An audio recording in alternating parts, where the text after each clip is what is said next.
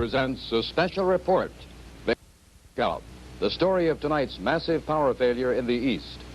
Here is NBC News Washington correspondent Robert Abernethy. Good evening. The northeastern United States tonight suffered its worst electric power failure in history. In the next few minutes, we hope to tell you in detail what happened and to pass on what little is known about why it happened. First, what happened? Just before 5:30 tonight, at 5:28 in New York and 5:21 in Boston, at the height of the rush hour, the lights went out in those cities and in most of the Northeast. Perhaps 30 million people in approximately 80,000 square miles were affected. There were massive traffic jams and confusion, especially at train stations. Thousands of people were trapped in darkened elevators. The New York City Transit Authority estimated that 800,000 people were underground in subways when the train slowed to a stop in the dark. Hospitals switched to emergency power. Candles and flashlights were at a premium. In New York, surgeons at St. Vincent's Hospital were in the midst of brain surgery when the hospital's emergency power plant failed. Police rushed an emergency generator to the hospital, and the operation was completed. Airplanes could not land at New York's major airports because of the lack of light and signals on the ground. They were forced to circle, flew on to Philadelphia and Newark, or later landed at their destinations, helped in by moonlight. As of now, power is back on in Massachusetts, Connecticut, Rhode Island, and most of upstate New York, but it is not yet back on in New York City, and the power company there, Consolidated Edison, now says it probably won't begin to come back until perhaps 3 a.m. And even then, there's doubt about whether capacity can be built up enough to handle the big early morning load. In New York City and other cities, there have been reports of looting. Police ordered anti-aircraft searchlights set up to flood Grand Central Station, Times Square, and other parts of New York, moving from building to building at a 45-degree angle, trying to spot any possible looters. At the height of the blackout in Boston, a riot broke out at the Massachusetts State Prison in Walpole, nearby. Between 200 and 300 inmates, more than half the population, broke out of their cells in the maximum security section of the prison and roamed the cell blocks, smashing windows, tables, and chairs. State troopers ringed the prison, waited, eventually used tear gas to try to get the men back in their cells. Governor John Volpe of Massachusetts ordered all National Guardsmen to report to their headquarters. Governor Nelson Rockefeller of New York ordered all National Guard units in his state on the alert. Now a report has just come in from the scene. Here is NBC's Frank McGee in New York. Connecticut, parts of northern New Jersey, and the entire state of Massachusetts were plunged into utter darkness. For hours, millions of people in one of the most densely populated and civilized regions of the world were totally without electricity. For those hours, life was a confusion for some, a complete stillness in life for others. Federal, state, and municipal officials were shocked by the sudden blackout. In Johnson City, Texas, President Johnson ordered an immediate investigation into the power failure. He directed the Federal Power Commission to conduct the investigation, supported by the Federal Bureau of Investigation, the Department of Defense, and other federal agencies. One major significance is that the power failure may indicate that the nation's power supplies may be extremely vulnerable to nuclear attack.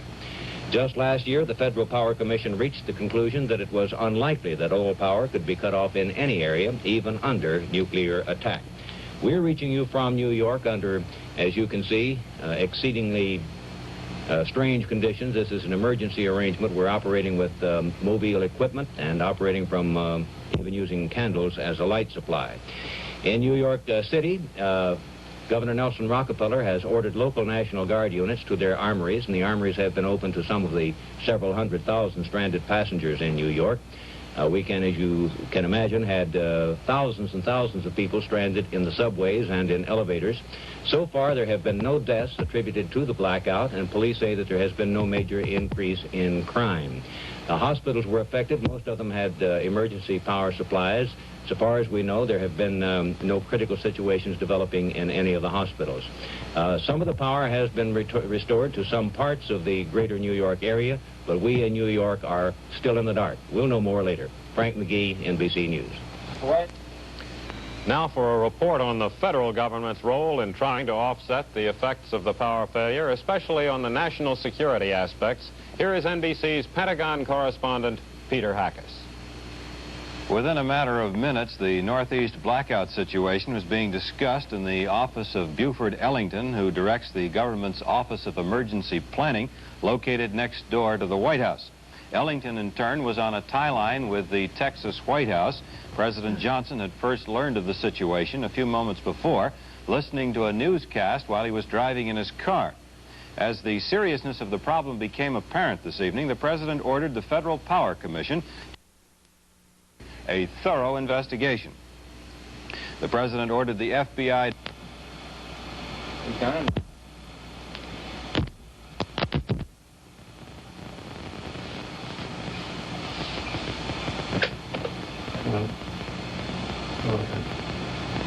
We're not talking. Yeah.